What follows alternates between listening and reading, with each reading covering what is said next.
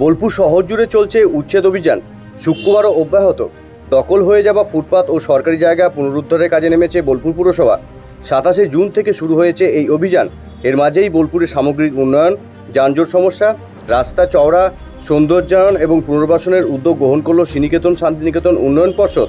শুক্রবার বৈঠকে অংশগ্রহণ করেন রাজ্যের নগর উন্নয়নের বিশেষ সচিব মিউটুনি বন্দ্যোপাধ্যায়, পর্ষদের চেয়ারম্যান তথা রাজ্যের মন্ত্রী চন্দ্রনাথ সিংহ, মহকুমা শাসক অয়ননাথ, পর্ষদের নির্বাহী কার্যকর্তা তন্ময় বন্দ্যোপাধ্যায় ও বোলপুর পুরসভার পুরপ্রধান পর্ণা ঘোষ সহ অন্যান্যরা। পর্ণা বলেন যে বোলপুর শহরের উন্নয়নের প্রসঙ্গে বৈঠক ফলপ্রসূ আলোচনা হয়েছে। শহরকে জবরদখল মুক্ত করতেই রাস্তার দুধারে থাকা দোকান ও বাড়তি অংশ যেমন ভেঙে দেওয়া হয়েছে, তেমনি পুনর্বাসনের জন্য চিন্তাভাবনা চলছে। পর্ষদের চেয়ারম্যান তথা রাজ্যের মন্ত্রী চন্দ্রনাথ সিংহ জানান, বোলপুরের সামগ্রিক উন্নয়ন, যানজট সমস্যা, রাস্তা চওড়া সহ ভবিষ্যতে দোকানদারদের পুনর্বাসনের চিন্তাভাবনা নিয়েই এদিনের বৈঠক বিস্তারিত আলোচনা হয়েছে।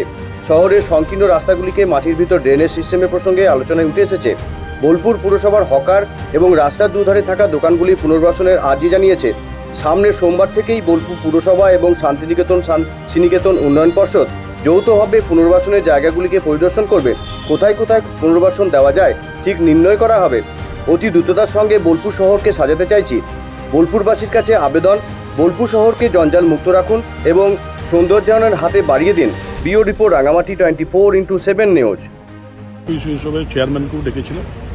আমরা যেটা ভাবছি, বোলপুরের যে যানজট সমস্যা যেমন আছে, হকার সমস্যাও আছে, এবং যে আমাদের রাস্তা যেগুলো চওড়া করার কথা, সেই সব নিয়ে যাতে ভবিষ্যতে পুনর্বাসনও আমরা দিতে পারি, সেইভাবে একটা যেমন করেছি সেইভাবে আরও যাতে বিল্ডিং করতে পারি যেখানে রাস্তা চওড়া আছে, এইসব নিয়ে আমরা আলোচনা করলাম।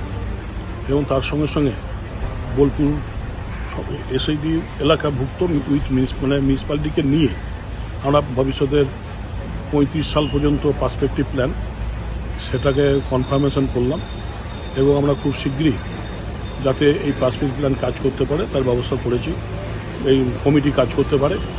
এবং তার সঙ্গে সঙ্গে বোলপুরের শহরের আমরা আরও উন্নয়ন, এবং আমরা যেটা চিন্তাভাবনা করছি যদি আমরা সাকসেস হতে পারি, যে আমাদের আন্ডারগ্রাউন্ড ড্রেনেজ সিস্টেম বোলপুর শহরে, সেইটা নিয়ে আমরা ভাবছি। এই সব নিয়ে আমাদের আলোচনা হবে, এবং আলোচনা খুব ফলপ্রসূ হয়েছে, এবং চেয়ারম্যানেরও কিছু ডিমান্ড ছিল, সেগুলো রাখলেন। আমরাও সেগুলো ভেবে তাড়াতাড়ি যাতে শর্ট আউট করতে পারি, মিউনিসিপ্যালিটির হাতে দিতে পারি, সেগুলো আমরা খুব আগে যাচ্ছি। মূলত কোন কোন বিষয়গুলি পৌরসভা আপনাদের কাছে চাইলেন? পৌরসভা যে সাহায্য চেয়েছে আমরা বলেছি রাজি আছি, আমরা সাহায্য করতে রাজি আছি।